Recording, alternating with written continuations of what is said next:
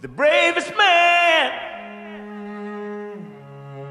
At one of the busiest and the best times of my life, I'm starting to get ill. I never got ill before.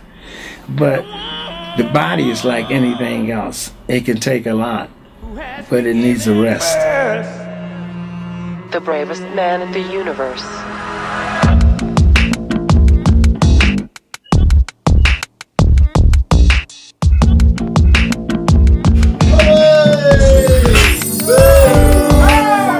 I got a story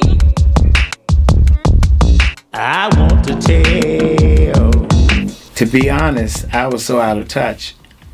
I'd never heard of gorilla. So where my daughter happens to walk in and I was listening and she came in and said, "Dad, what are you doing listening to gorilla?" I said, "Is that against the law?" I said, "They want me to sing with them." She said, "Oh, Dad, you can get back in it." I said, "I'm not trying to get back in it. I'm happy where I'm at."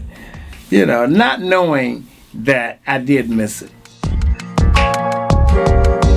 He had lost his desire to record, and to a certain extent, and all of a sudden I started getting these calls from the road when he was on the Gorillaz tour, and I got really excited because, you know, it had been a long time since I had felt that from him. The bravest man.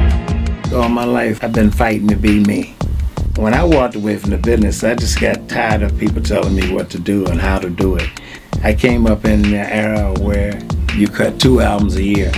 You had to cut 2 albums.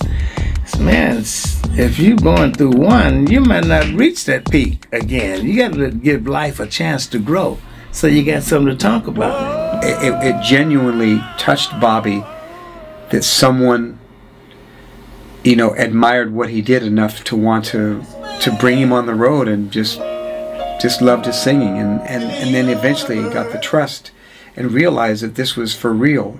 He let down his guard and said, "Oh yeah, these guys are just talented people where the art comes first." One thing that impressed me when I walked in the studio, it was the music first.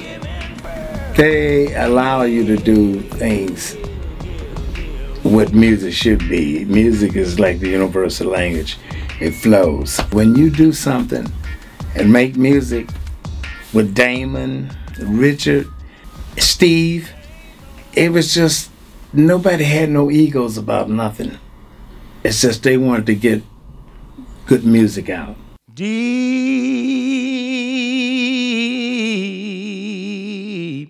river love. I love the way they work. They're like 2 kids coming to play every day in the sandbox. You know, and it's infectious. They ride their bikes to the studio and work from about 10 to 6 and go home. If I want to stay alive, I got to make music. This is all I ever done.